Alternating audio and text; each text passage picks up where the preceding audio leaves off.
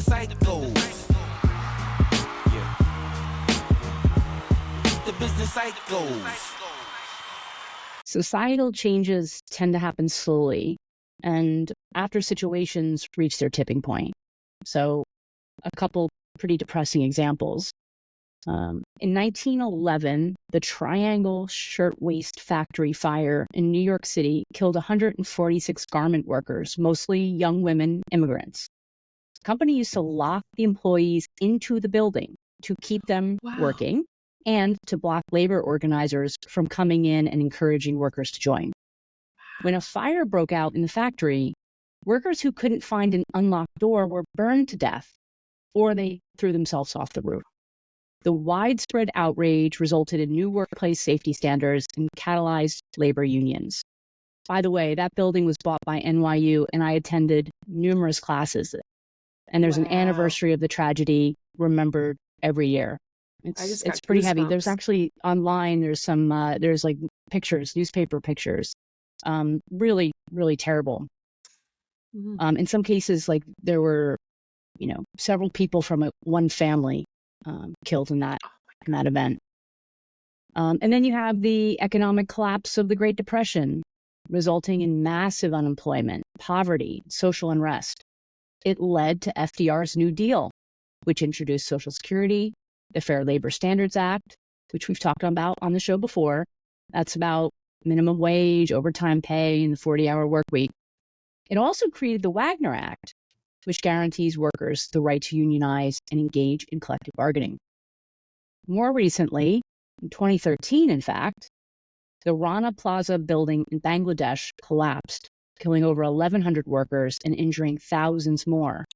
The disaster brought global attention to the poor working conditions in the garment industry, leading to the creation of the Accord on Fire and Building Safety in Bangladesh, a legally binding agreement between global brands and trade unions to ensure safer working conditions in the factories that supply major retailers. It feels like we're at a crossroads again, and hopefully with it the opportunity to increase economic opportunities for more people, improve working conditions, and improve greater prosperity for more of the general populace. Quiet quitting feels less like petulance than it does millions of tired souls protesting for a more equitable social landscape, where it's possible to afford a healthy and fulfilling life, doing work that has tangible value for the greater good. Robert Burns said, "The purpose of life is a life of purpose. If you're calling it in, you're not yet there. Don't settle. Create a meaningful life. The world needs you." Woo! This is heavy stuff. I want to grab a coffee. Hang tight. We'll be right back.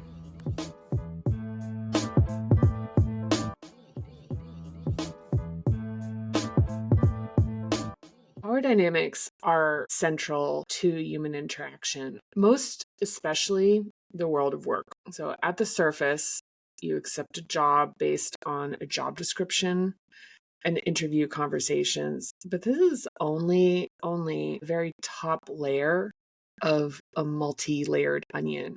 Think of how little time you spend with an employer before signing the majority of your waking hours and energy over to them.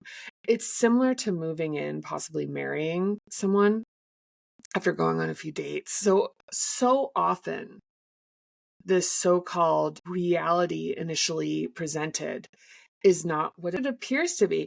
I mean, we talk about this on the show all the time, figuring out how things really work.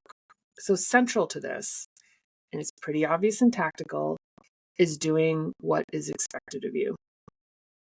So in talking about quiet quitting, we have done numerous shows about the false allure of being a perfectionist, of identifying too much with your job, and believing that you and your company are in a relationship, as we've said time and time again. And I'd actually clarify, like a relationship of mutual accountability. As we've said time and again, it's about making money in a way that works for your needs and values. This is true for the company you work for.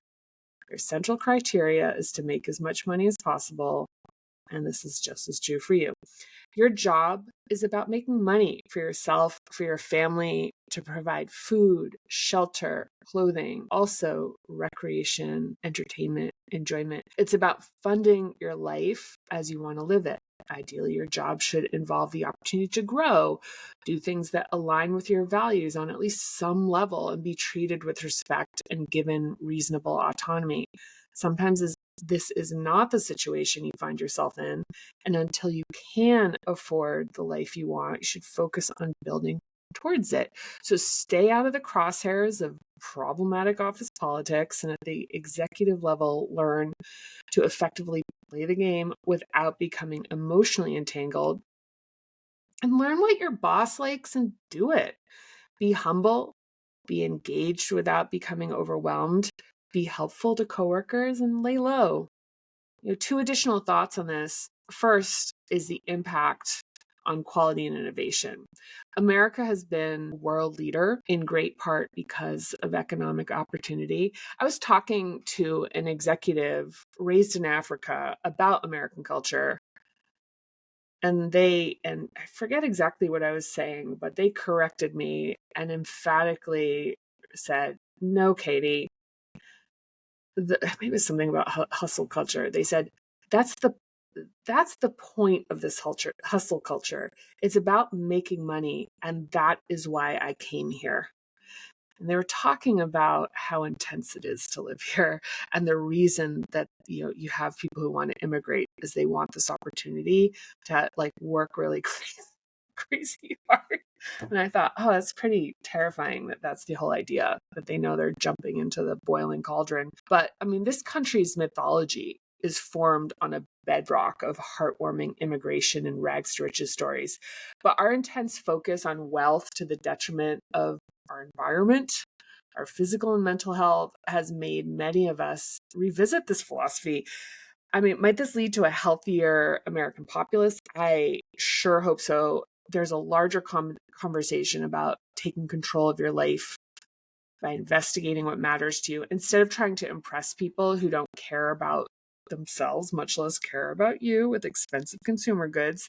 Pay attention to the things that spark joy in you, in your heart. What matters to you?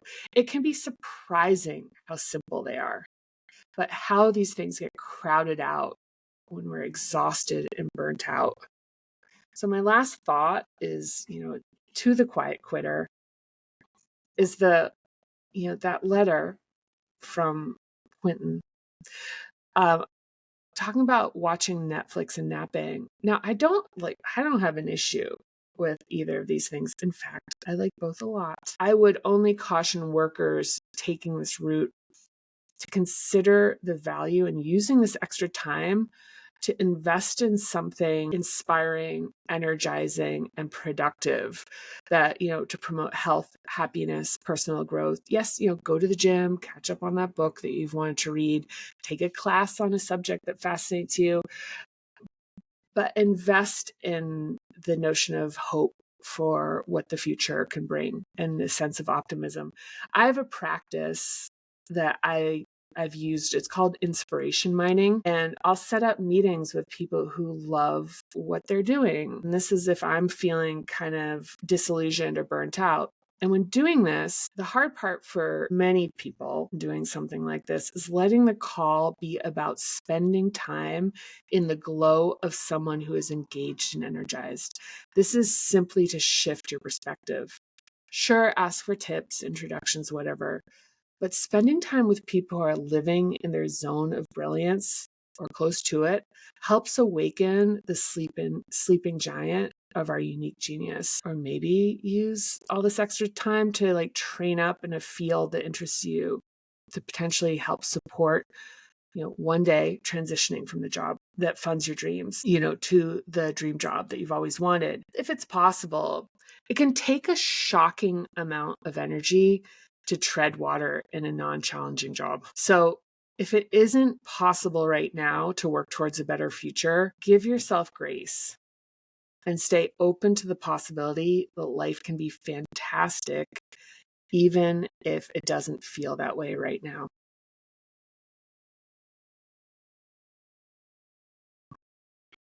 Hey, fellow psychos, if you enjoyed the show, please click like, subscribe, and share it with other psychos you know. We'd also love to hear from you, so please hit us up on our socials. We're at Business Psychos Pod on Instagram, YouTube, and Facebook.